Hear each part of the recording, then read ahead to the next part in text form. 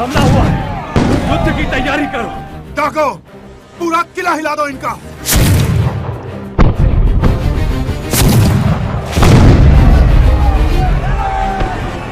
सैनिकों, धर्मंगद, अंगद भाईजू, तैयार हो। क्या हुआ बलदीवान? ये कैसे धमाका? हमला हुआ है दाऊजू। हमला हुआ है? महाराज के प्राण संकट में है दादाजू। हम हाथ पर हाथ ले नहीं बैठ सकते। आप हमें आदेश दीजिए। अंधाधुंध गोलाबारी हो रही है दुर्मंगल। गोला तो ऐसे दाग रहे हैं जैसे आसमान को भी भेद देंगे। ऐसे में क्या सुरक्षित निकल पाओगे तुम? लेकिन ये शेर अफगान की चाल भी तो हो सकती है। हमें यहाँ उलझाकर कहीं उन्होंने दाऊजू को अपना निशाना बना लिया तो? मेरे छत्ता को कुछ नहीं होना चाहिए। तुम निकलो यहाँ से। जय मां विंध्यवासिनी। बलदीवान जी भैया, हम ऊपर चलते हैं। साल 1683। छत्रसाल प्राणनाथ जी के पीछे पीछे बहुत दूर मऊ सहानिया तक चले गए थे, जहां वो अपने सुंदर साथ के साथ सत्संग कर रहे थे। श्री प्राणनाथ जी की वाणी सुनकर छत्रसाल को अब बहुत हद तक ये यकीन आ चुका था कि यही वो आवाज है जिसे सुनने के लिए बरसों से उनके कान तरसे हैं। मगर मन के किसी कोने में पड़ा अविश्वास अभी भी उनको जकड़े हुए था।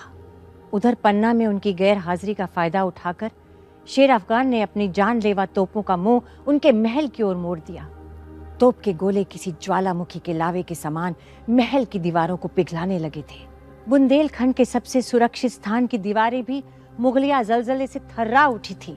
एक ओर महामिलन की बेला थी तो दूसरी ओर महाविनाश की घड़ी। थोड़ी देर के लिए वक्त का कांटा जैसे कुछ थम सा गया था।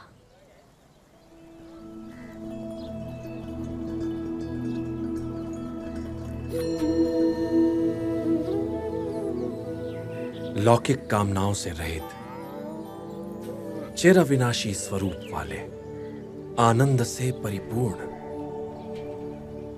पूर्णतिपूर्ण, अजर अनंत अनादि और सदैव युवा रहने वाले उस पार ब्रह्म को जानने वाला मृत्यु से कभी भयभीत नहीं होता। मैं कौन हूं? कहां से आया हूं? मेरा निज स्वरूप क्या है? सच्चिदानंद परमात्मा कौन है? उनका स्वरूप क्या है? मेरा उनसे क्या संबंध है? उनको पाने का वास्तविक मार्ग क्या है? तारतम्य ज्ञान के अक्षय प्रकाश में इन सभी प्रश्नों का समाधान स्वयं हो जाता है। साथ ही आत्म जागृति के उस शिखर पर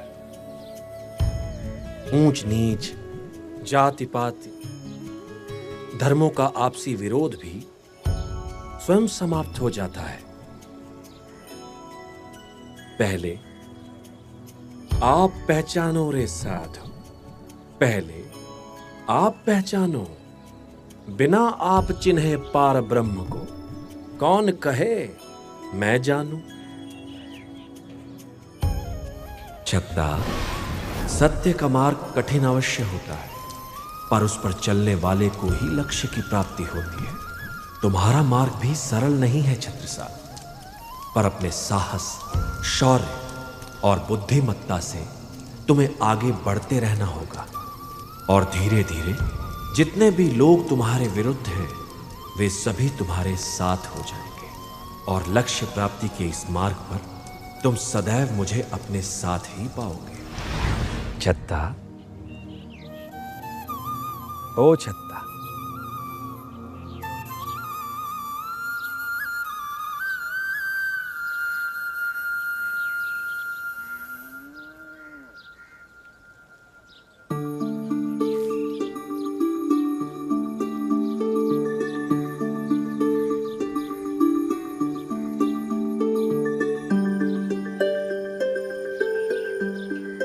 राम राम बाबाजू।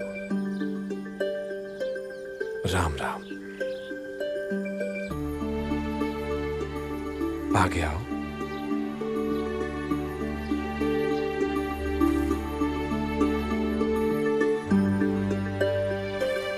आगे आओ।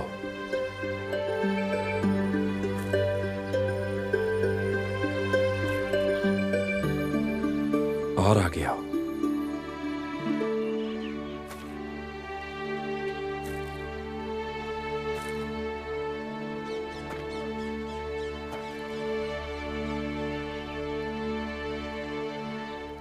आज तो शिकारी खुद फंदे में फंस गया, और फंदा भी कैसा, जिससे वो कभी निकलना भी नहीं चाहेगा। क्षमा कीजिए बाबूजी, लेकिन इस संसार में ऐसा कोई सामर्थ्यवान नहीं जो हमें फंदे में डाल सके। ऐसा तो उस परम शक्ति से ही संभव है जिसकी कृपा से हमें ये सिक्का प्राप्त हुआ।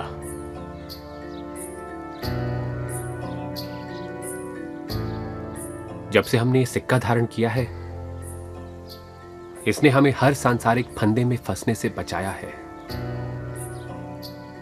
हमें उन्हीं बुद्ध निष्कलंक की तलाश है।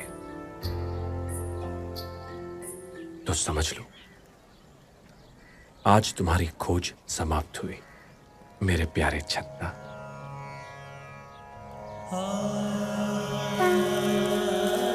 लो, ढूंढ लो अपना सिक्का।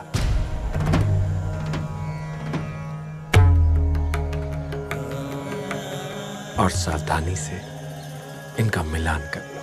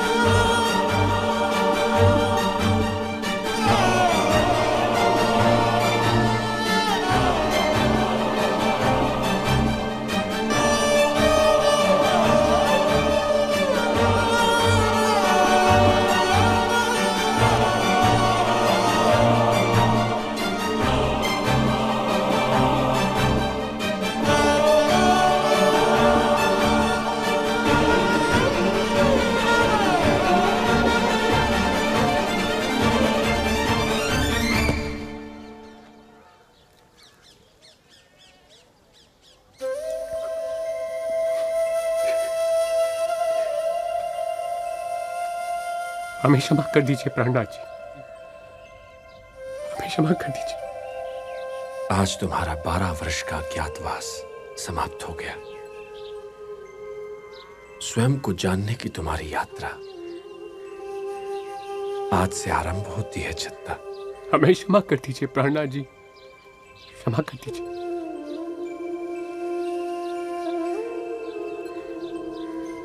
12 साल से हम आपकी प्रतीक्षा कर रहे थे, और जब आज आप हमारे समक्ष पधारे, हम आपको ही नहीं पहचान सके।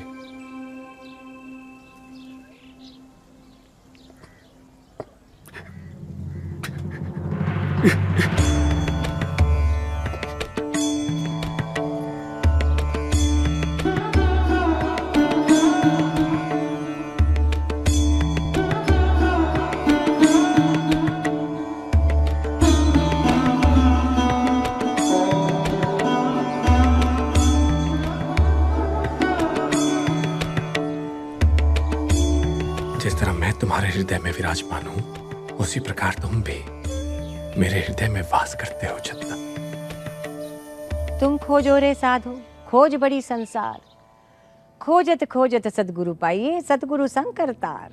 आखिर छत्रसाल ने उस ज्योति को पा लिया था जो अब तक उनका मार्गदर्शन करती आई थी। प्राणनाथ जी को अपने सीने से लगाकर छत्रसाल को ऐसे लगा जैसे उनकी छाती पे रखा बोझ उतर गया हो। आज शायद उनको बहुत हल्का महसूस हो रहा था। प्राणनाथ जी को गले लगाते हुए छत्रसाल को ऐसा महसूस हुआ मानो सारा ब्रह्मांड उनकी बाहों में सिमट आया हो।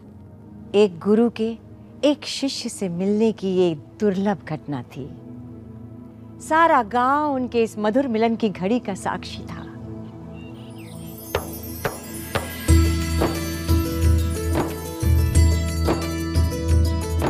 तुम सदा मेरे अनन्य हो। बोलो प्यारे प्राणनाथ की, प्यारे प्राणनाथ की, प्यारे प्राणनाथ की।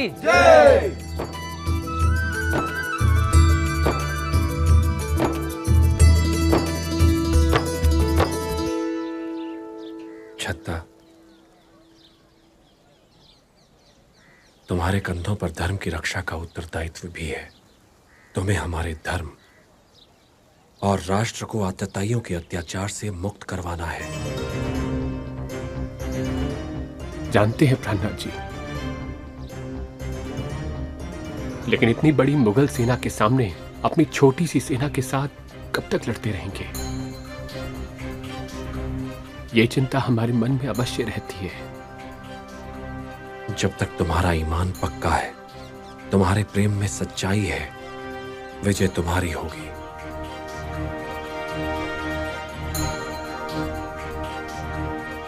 हम स्वयं को आपके विश्वास के योग्य जरूर साबित करेंगे।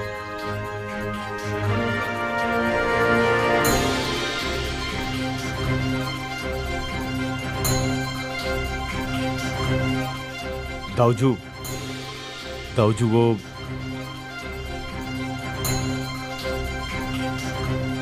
लेकिन ये कीमती वक्त ज्यादा देर तक ठहर ना सका।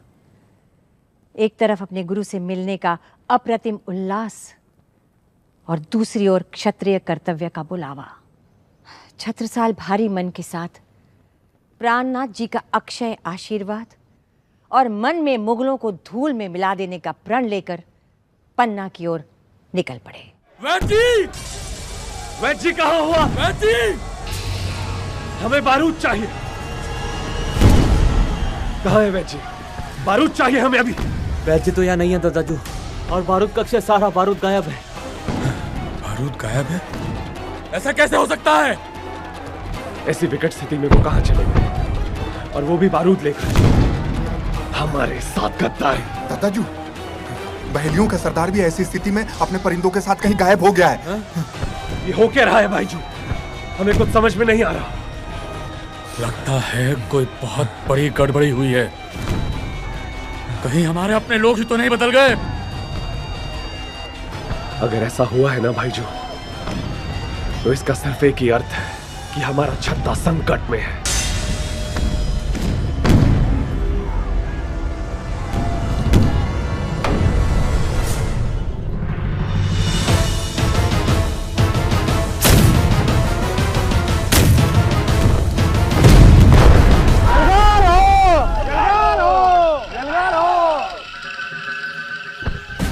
संभव है बलदीवान, वो दोनों हमारे विश्वसनीय साथी हैं, हमारे साथ गद्दारी नहीं कर सकते।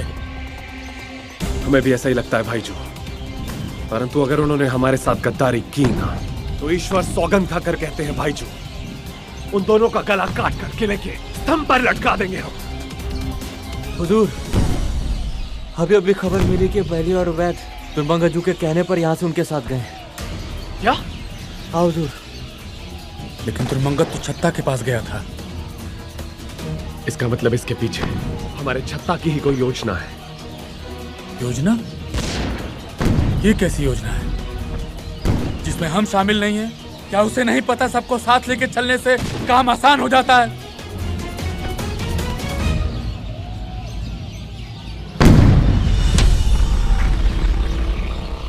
भाईजू, वो देखिए, वहां पर हमारे हुनरदारों का कुछ खास कारनामा चल रहा है।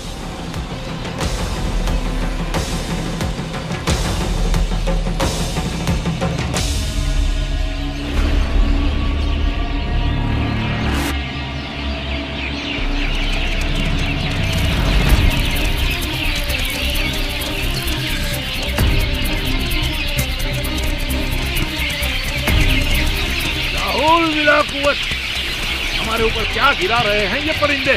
क्या हो क्या रहा है ये? लगता है बुंदेलखंड के परिंदे मुगलों के साथ बगावत पर उतर आए हैं।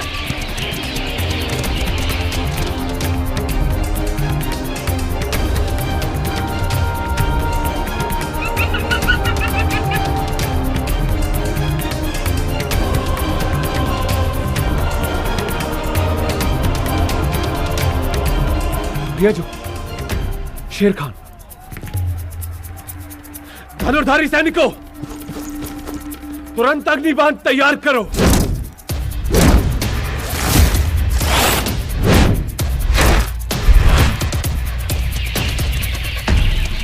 या अल्लाह, ये तो बारूद है। ये इनकी बहुत बड़ी चाल, और ये परिंदों की सेना।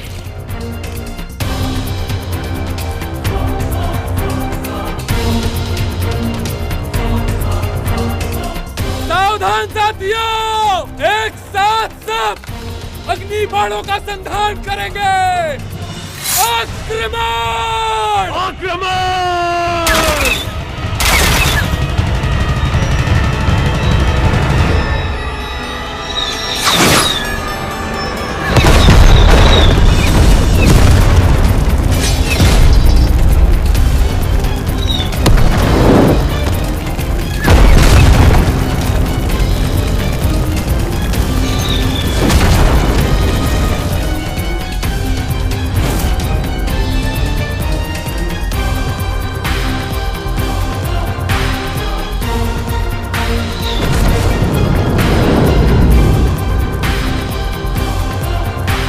युद्ध के मैदान में संख्या का महत्व उतना नहीं होता जितना कि कुशल रणनीति, सटीक योजना और उससे भी अधिक सटीकतम क्रियान्वयन का होता है।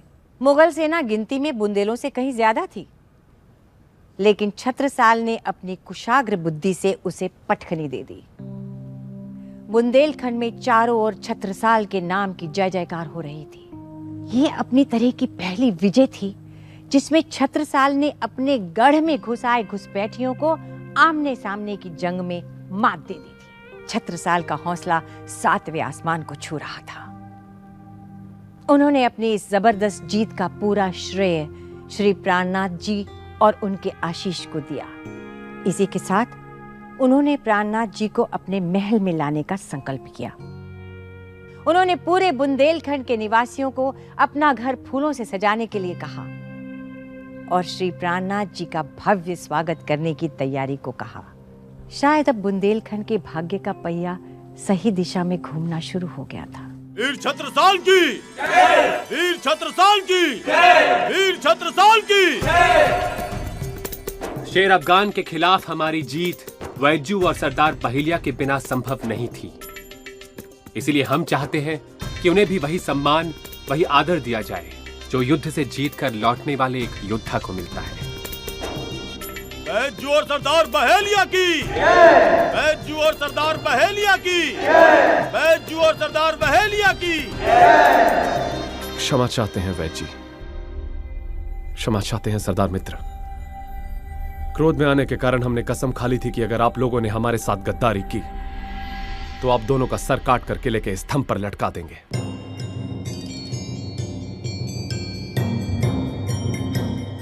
अरे, आप अब भयभीत क्यों हो रहे हैं? आपने तो यह साबित कर दिया है कि आप एक सच्चे देशभक्त हैं। मैं भयभीत नहीं हो रहा, बस कल्पना कर रहा हूं कि मेरा कटा हुआ सर उस स्तंभ पर कैसा लगेगा। आपको खबर देने का हमें समय ही नहीं मिला। जैसे ही संदेशा आया हम निकल पड़े। कोई बात नहीं मित्र, तुमने बहुत बहादुरी का काम किया है। एक पल के लिए तो हमारा मन बैठ सा गया था कि इस बार हमारी हार निश्चित है। चिंतित तो हम भी हो गए थे। हमने कभी सपने में भी नहीं सोचा था कि छत्ता तुम इस तरह की योजना लेकर आओगे। हाँ छत्ता, इस तरह की योजनाएं तुम्हारे मन में कहां से आती हैं? श्री प्राणनाथ जी के दिव्य आशीर्वाद के कारण। सच में शेर अफगान के आने से हम भी चिंतित हो गए थे, और जैसे ही श्री प्राणनाथ जी ने अपना हाथ हमारे सर पर रखा, हमारी सारी बेचैनी दूर हो गई। जब हम उनके साथ ध्यान में बैठे थे हमारे मन की ऐसी इंद्रियां जागृत हुई जिनके बारे में हम कुछ भी नहीं जानते थे। एक अद्भुत सा एहसास महसूस हुआ उनकी उपस्थिति में। मतलब देवकरण ने जो भी कहा वो सब सच है? श्री प्राणनाथ जी तो ज्ञान का सागर है जिनका केवल हमने बूंद मात्र का अनुभव किया है। स्वामी प्राणनाथ जी पधार रहे हैं।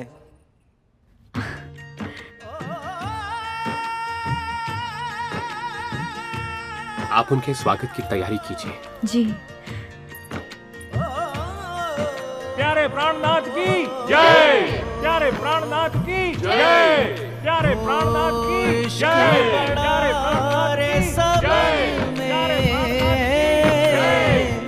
ना कोई इश्क समा, इश्क बड़ा रे सबन में, ना कोई इश्क समा। ओ एक तेरे इश्क बिना, एक तेरे इश्क बिना, उड़ गई सब जहां,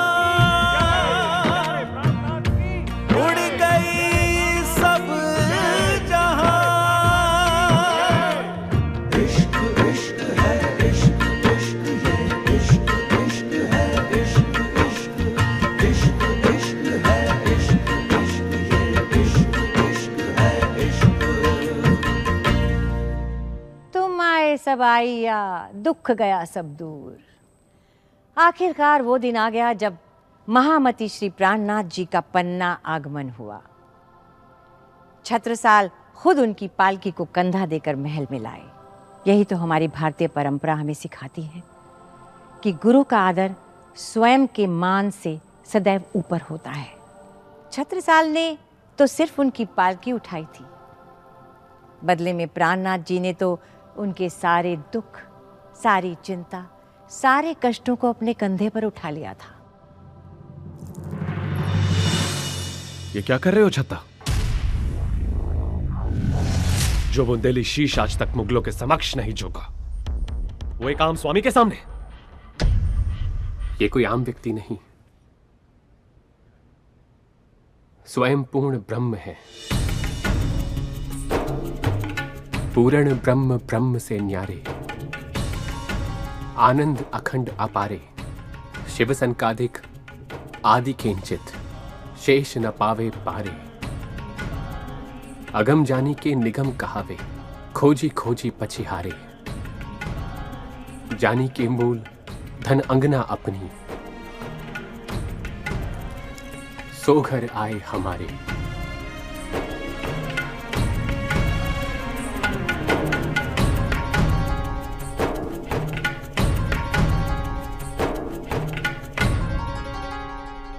प्राणनाथ जी, मुझे पूरा विश्वास है कि आप मेरा सेवा का मनोरथ अवश्य पूरा करेंगे। क्या आप वरदान नहीं देंगे कि मैं भी इस सेवा में शामिल हो पाऊं?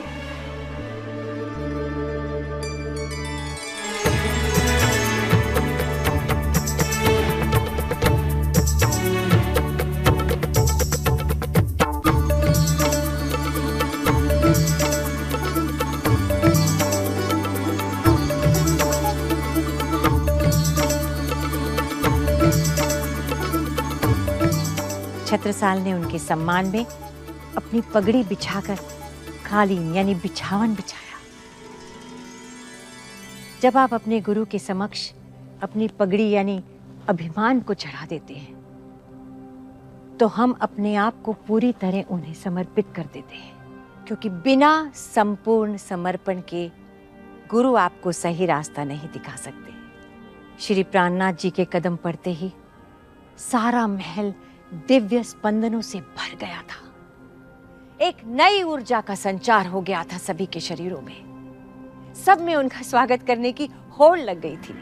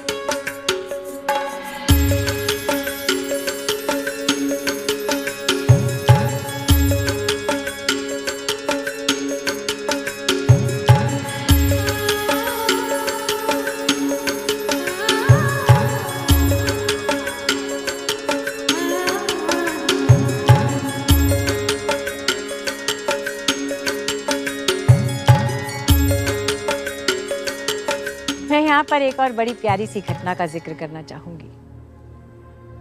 छोटी रानी यानी सुशीला प्राणनाथ जी का स्वागत स्वयं अपना दुशाला बिछा के करना चाहती थी, मगर इससे पहले कि वो कुछ कर पाती, छत्रसाल ने तुरंत ही अपनी पगड़ी खोलकर बिछा दी, मगर उनकी पगड़ी छोटी पड़ गई। ये देख के छत्रसाल को बड़ी शर्म महसूस हुई, मगर स्थिति की गंभीरता को भांपते हुए प्राणनाथ जी ने छोटी रानी को इशारा किया कि अब वो अपना दुशाला बिछा सकती है।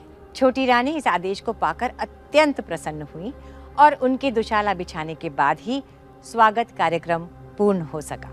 ये छोटी सी कहानी हमें ये बताती है कि प्राणनाथ जी स्त्री और पुरुष सभी को समान अधिकार और सम्मान देने के पक्षधर थे, जिसकी लड़ाई आज तक जारी है।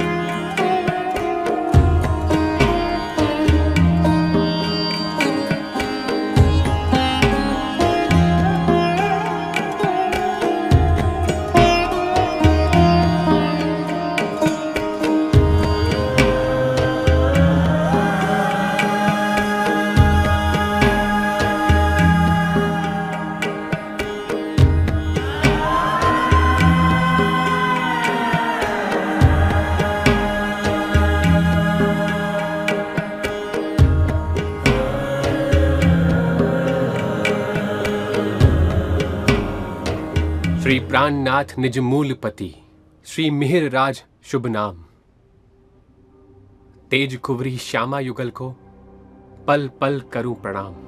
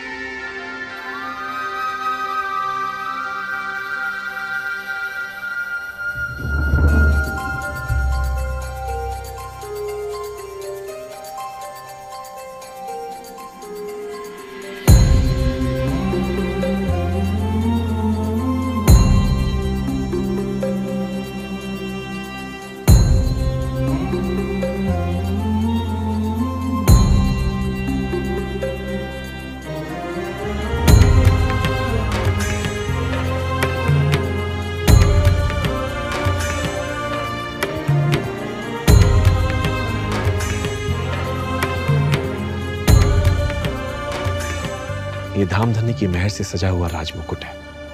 इसे आदरपूर्वक अपने शीश पर धारण करो।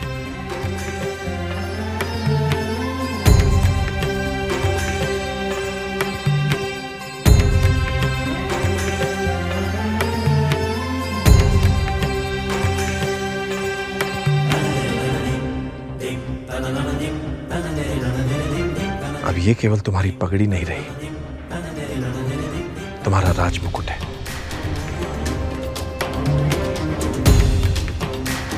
आज से तुम बुंदेलखंड के राजा हो।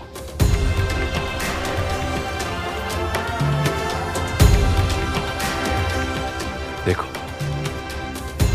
कितनी शोभा दे रहा है ये राजमुकुट तुम्हारे सर पर। धर्मवीर महाराज छत्रसाल की जय। बोलो महाराज श्री छत्रसाल की। धर्मवीर महाराज छत्रसाल की। धर्मवीर महाराज छत्रसाल की। बोलो महाराज श्री छत्रसाल की। राणा जी, आज से मेरे मन में कोई अहंकार न रहे।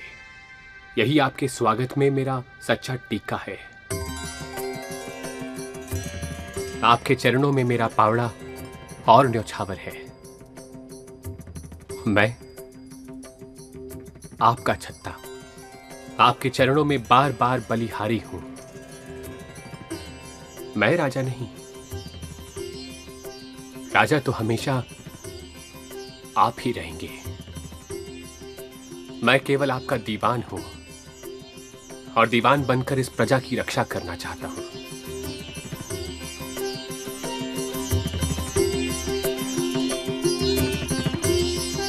तुम्हारा स्थान सदैव से मेरे हृदय में रहा है चंद।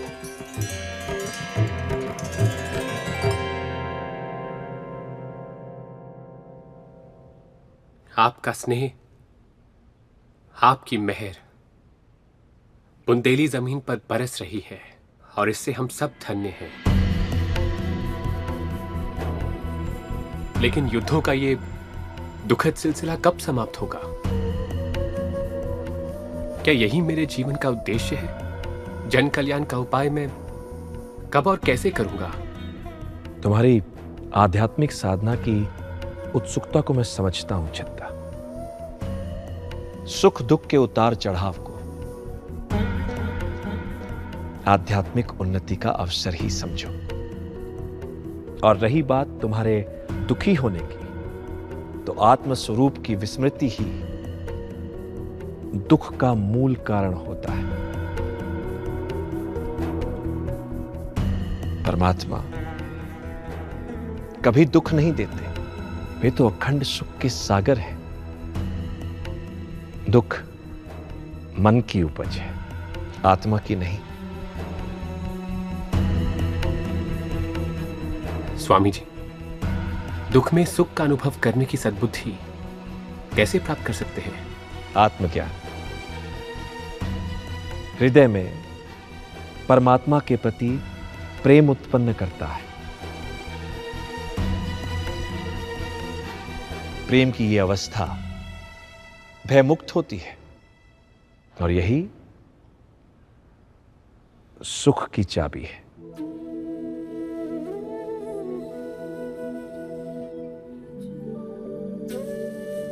हे प्राणनाथ, आपके इस ज्ञान अमृत को पाकर हमें परम शांति का अनुभव हुआ है।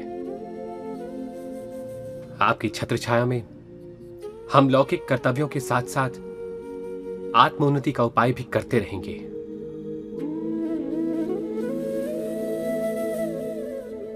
आपको कोटि कोटि प्रणाम।